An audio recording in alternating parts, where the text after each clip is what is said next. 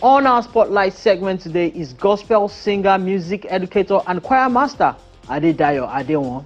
The singer, who holds 2 degrees in music from 2 Nigerian universities, explains why it's always better for an artist to have proper music education, why Nigerian music is difficult to dance to for Europeans, and also shares his thought behind his newest single, Letter to the Church.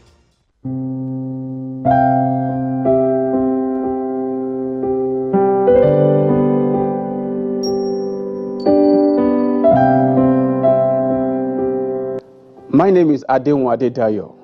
I go by the stage name Dedayo Adewon. I am a musicologist. I had my first degree at OAU, Awolowo University, and the second degree from UNILAG, University of Lagos. Now, how did I get into music? I think it started like every other person would say, from the church.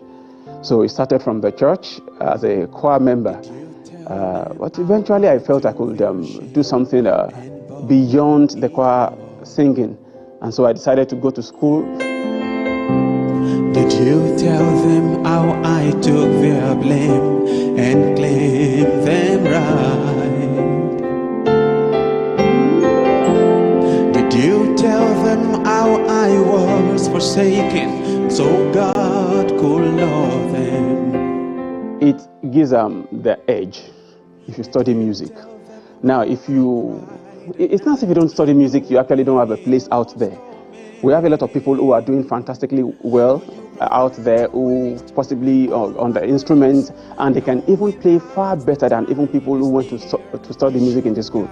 But there is always that distinguishing factor, which has to do partly with analysis. So that's one advantage you have as one who has gone to study music in the school. Then what will take people a long time to actually achieve, you actually don't have to start it before you know it won't fly, because you can actually analyze the entire project from the start to the finish, even before starting it. Breaker, I call you, or do Mabel you down? Some call you Waymaker, I call you the Adewon. Some call you Trailblazer, I call you, or do Mabel you down? You actually don't have to study music before you understand all this, right? But there is something that came to me some years back during my master's degree, when I had to study highlight music.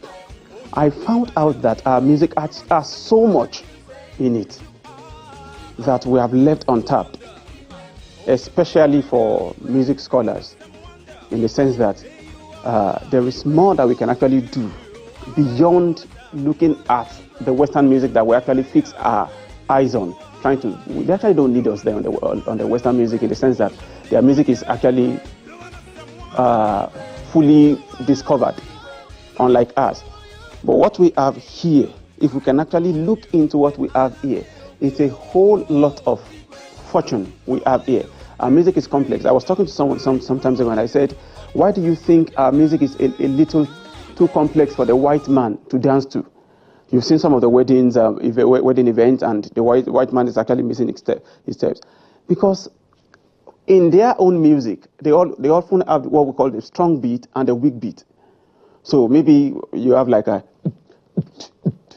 That's what the white man is actually targeting at.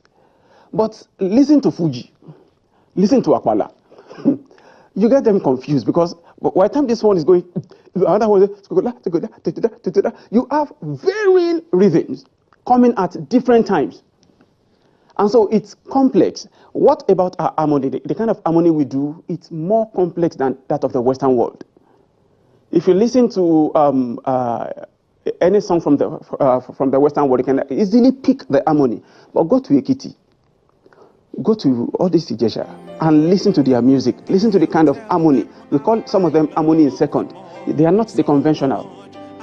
So our music needs to be looked into. It's a wealth, is a treasure on its own. That's the time is near. You should have put it on.